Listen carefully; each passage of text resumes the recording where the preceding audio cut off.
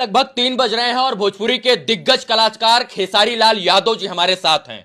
एक 3 से 4 मिनट का गाना बनाने में एक कलाकार को कितना मेहनत करना पड़ता है, ये शायद से श्रोता नहीं जानते होंगे। बस उनको लगता है कि 3 मिनट का गाना आया है और ये बड़ी आसानी के साथ बन जाता है। लेकिन पिछले 15 दिन से एक ही जगह पर खेसारी लाल यादव जी शूटिंग कर रहे हैं, अपने गाने को तैयार कर रहे हैं। और 3 मिनट का गाना बनाने के लिए कितना मेहनत करना पड़ता है, एक कलाकार से कभी पूछिएगा तो वो बताएगा कि दिन हो या रात, रात या दिन को, सबको जाग कर जो है वो बेहतर तरीके से अपने श्रोताओं के सामने गाना देने का प्रयास करता है। खेसारी लाल यादव जी, स्वागत है आपका।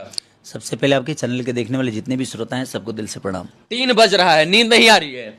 नींद जब जुनून होती है ना तो नींद नहीं आती है। और कुछ करने की जब इच्छा मन में हो, और अभी हम बने नहीं है कुछ, अभी बनने की इच्छा है। नहीं, लोग आपको ट्रेंडिंग स्टार कहते हैं। देखिए, वो उनका भाव है, उनका प्रेम है जो मुझे उस नाम से पुकारते हैं। भोजपुरी के 2 दिग्गज कलाकार खेसारी लाल यादव और पवन सिंह, इन दोनों के बीच में जो है हर एक छोटे छोटे इंटरव्यू में विवाद हो जाता है। शुभांकर मिश्रा के पॉडकास्ट में जब आप गए थे तो शुभांकर मिश्रा ने आपसे पूछा कि पवन और खेसारी का क्या रिश्ता है। आपने कहा बाली और सुग्रीव का। क्या रिश्ता है आप दोनों का? देखिए, वो विचारधारा के ऊपर आप रिश्ता तय कर सकते हैं कि उनका विचारधारा किस धारा में जाता है, मेरा विचारधारा किस धारा में जाता है। या हम रियली हम रामायण के हिस्से हैं और हमको लगता है कि बाली सुग्रीव वाली हमारी भाईचारा है।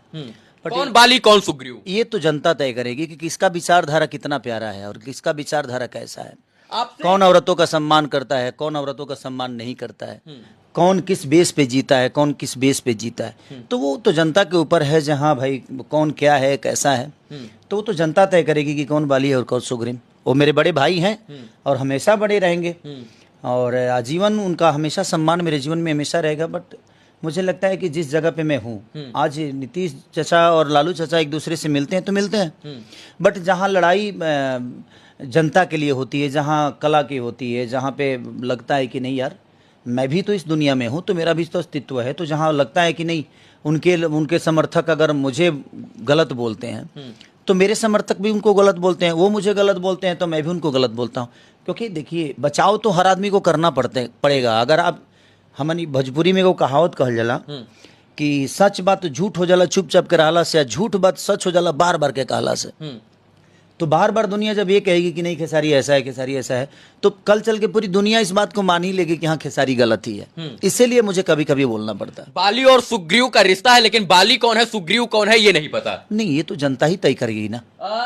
शुभांकर मिश्रा के पॉडकास्ट में जो है खेसारी लाल यादव के बाद पवन सिंह पहुंचते हैं। शुभांकर मिश्रा का एक सवाल होता है कि जो है कंपटीटर कौन है पवन सिंह का। वो कहते हैं कि खेसारी लाल यादव मेरे मित्र नहीं भाई हैं, पवन सिंह कहते हैं, लेकिन मैं खेसारी लाल यादव को अपना कंपटीटर नहीं मानता हूं। आप उनको अपना कंपटीटर मानते हैं क्या? नहीं, आप पवन सिंह को अपना कंपटीटर नहीं मानते? नहीं, सबसे बड़ी चीज देखिए, वो मैं भी उनको बड़ा भाई ही मानता हूँ, लेकिन जहाँ पे लड़ाई होती है तो मैं कोशिश करता हूँ कि उनसे हर चीज बेहतर करूँ, और वो भी पता नहीं कोशिश करते होंगे। आपने कहा कि मैंने उनसे बढ़िया बॉडी बनाई, उनसे बढ़िया गाया, फिर इसके बाद उनके सामने बैठा, फिर मैंने कहा कि अब हम दोनों बराबर हैं, हम दोनों राजा हैं।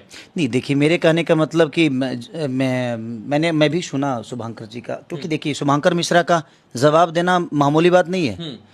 बहुत खोपड़ा होना चाहिए शुभांकर मिश्रा को झेलने के लिए, क्योंकि शुभांकर मिश्रा नेचर से भी बड़ी रीच है, जाति से भी बड़ी रीच है, और पढ़ाई लिखाई से भी बहुत रिच है। तो उनके शब्दों में एक बात तो है, जो उस आदमी को बर्दाश्त करना बहुत कठिन काम है और बहुत खोपड़ा होना चाहिए उनका जवाब देने के लिए।